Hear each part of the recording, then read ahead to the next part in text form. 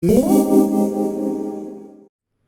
the following video, we will look at the concept of equilibrium in the balance of payments. We will discuss causes of disequilibrium with a primary focus on the current and financial accounts.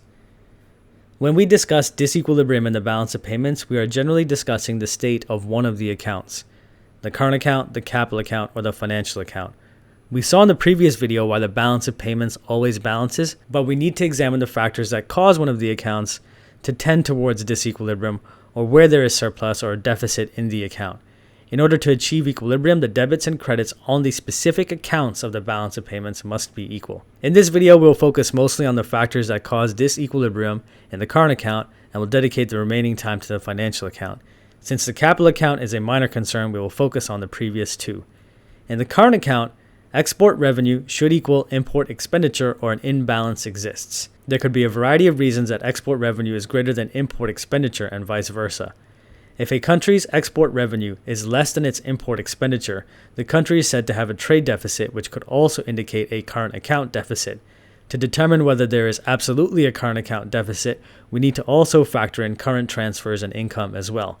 If the export revenue is greater than import expenditure, the country is said to have a trade surplus, which could also indicate a current account surplus. To determine whether there is absolutely a current account surplus, we need to also factor in current transfers and income as well. The first series of causes of disequilibrium will focus on the current account. They will be highlighted in green. Discussion of factors that affect the financial account will be highlighted in amber. As an economy experiences economic growth and its citizens become richer, there is a tendency to import more, moving towards a greater amount of money spent on imports than is received on exports. A decrease in economic growth, or a recession, will lead to a decreased demand for imports, resulting in a tendency towards a current account surplus and away from the deficit.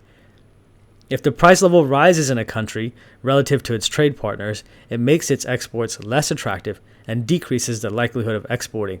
This can lean the current account towards a deficit depending on the extent of the change of the price level.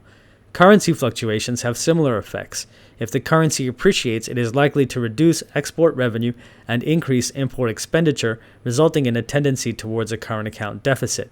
If the currency depreciates, it is likely to increase export revenue and decrease import expenditure, resulting in a tendency towards a current account surplus.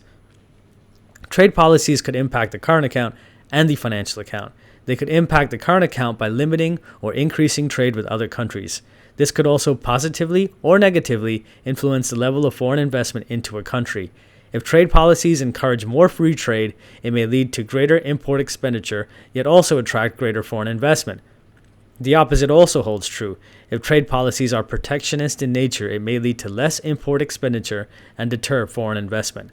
Foreign investment will increase if an economy is attractive to foreign investors. This could be due to supply-side changes, political stability, and an overall level of confidence in the government and economy. The United States runs a current account deficit, but attracts a lot of foreign investment, which results in a financial account surplus. Finally, we will consider the consequences of disequilibrium. This list is not exhaustive, but demonstrates the impact on the domestic and external economy. Increased reliance on imports drives up the risk of imported inflation. If a country imports raw materials and commodities and is reliant upon imports as a primary source, they are vulnerable to fluctuations in their price and in the exchange rate, for better or for worse. Over-reliance on trade partners as export markets. If a country has a large export market, its economy's performance is largely tied to the performance of its trade partners. If its trading partners suffer economic downturns, this will have a significant effect on the country's economy. This could signal a weaker economy and deter foreign investment. If a country is seen to consistently run a current account deficit, it may be a sign that consumers and businesses are continuing to opt for goods and services produced outside of the country. If this continues for the long run, it may signal little confidence in domestic production and choice, deterring foreign investors from exploring investment opportunities.